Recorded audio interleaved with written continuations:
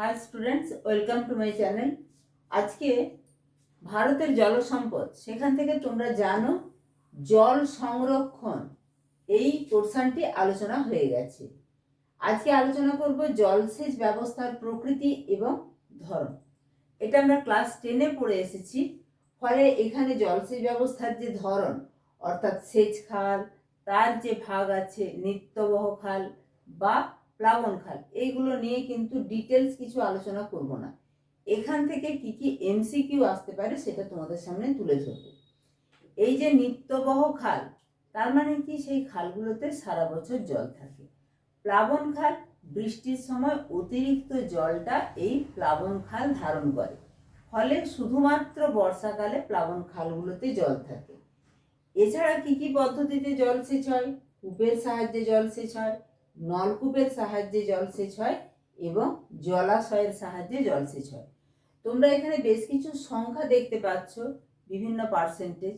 অবশ্যই এখান থেকে ডেটা ভিত্তিক প্রশ্ন আসবে এবং কি কি প্রশ্ন আসবে চলো সেগুলো দেখে নেওয়া যাক।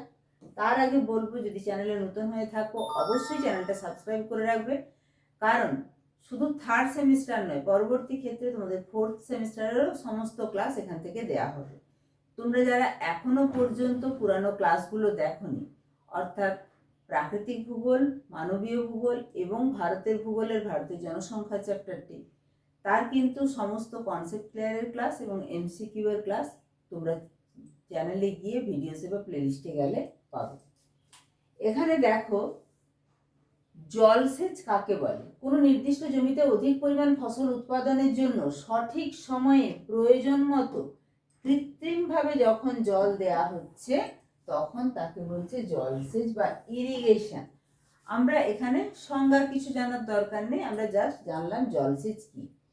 এবার এখান থেকে যে তোমরা থিওরি পোর্শনটা পড়বে, সেখান থেকে এমসিকিউ যেগুলো আসার সম্ভাবনা প্রবল, সেটা হচ্ছে ভারতের মোট চাষযোগ্য জমির কত শতাংশ জলসেচের আওতাভুক্ত।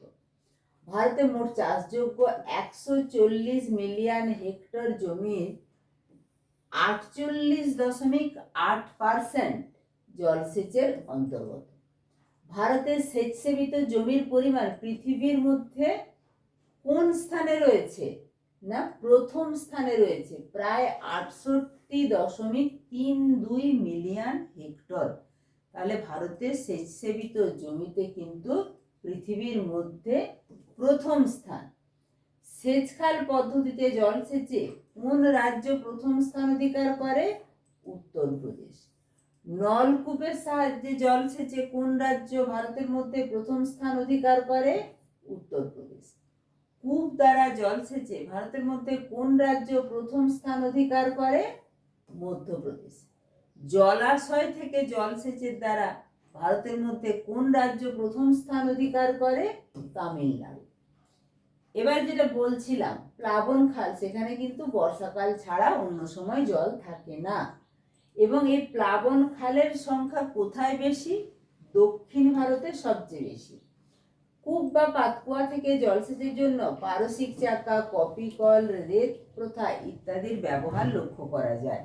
অবশ্যই এই যে পদ্ধতিগুলো, পারসিক চাকা, কপি কল, রেত প্রথা, এই পদ্ধতিগুলোর নাম মনে রাখবে। ভারতে কত কূপ বা পাতকুয়া আছে? সংখ্যায় 50 লক্ষ। ভারতের মোট সেচসেবিত জমির 60% কূপ ও নলকূপের মাধ্যমে জলসেচ করা হয়ে থাকে। ঢেঁকি কল পদ্ধতিতে ভারতে প্রায় 11% জমিতে জলসেচ করা হয়।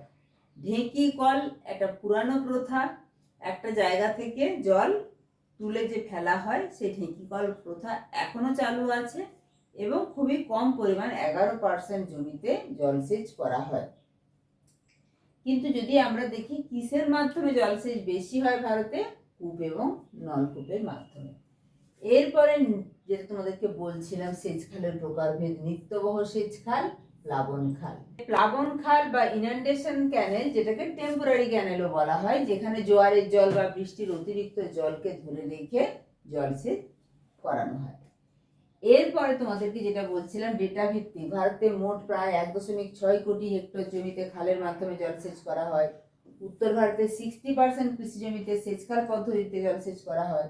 উত্তরপ্রদেশ, হরিয়ানা, পাঞ্জাব, রাজস্থান, বিহারে উল্লেখযোগ্য হারে সেচখাল দেখা যায়। দক্ষিণ ভারতে 40% কৃষি জমিতে সেচখাল পদ্ধতিতে জলসেচ করা হয়ে থাকে। এবং জলাশয়ের সাহায্যে জলসেচটা কিন্তু দক্ষিণ ভারতে সবচেয়ে বেশি, এটা আমরা ক্লাস 10-এও পড়েছি। উল্লেখযোগ্য সেচ খালগুলির নাম মনে রাখবে, তাহলে সেখান থেকেও এমসিকিউ আসবে। ঊর্ধ্বগঙ্গা খাল, নিম্নগঙ্গা খাল, সারদা খাল, আগ্রা খাল। এরপরে কূপ জলসেচ। কূপ জলসেচে ভারতে প্রায় 16.54% জমিতে কূপের দ্বারা জলসেচ করা হয়। তার মধ্যে কিছু কূপ আছে স্থায়ী, কিছু আছে অস্থায়ী। নলকূপ। নলকূপে 2018-19 সালের রিপোর্ট অনুযায়ী ভারতের প্রায় 45.5% জমিতে নলকূপের দ্বারা জলসেচ করা হয়। নলকূপও দুই প্রকার, অগভীর নলকূপ এবং গভীর নলকূপ। এরপরে আমরা যদি পার্সেন্টেজ হিসাবে দেখি, উত্তরপ্রদেশে 28%, রাজস্থানে 10.5%। উত্তরপ্রদেশে যেহেতু মানে এখানে নলকূপের মধ্যে প্রথম জমির পরিমাণে বা শতাংশ হারে, তখন শুধুমাত্র এই প্রথমের স্থানটার কত শতাংশ সেটা মনে রাখবে।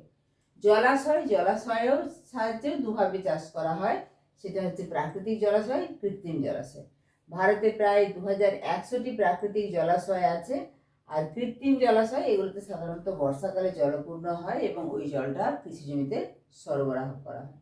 ভারতে প্রায় 6520টি কৃত্রিম জলাশয় আছে।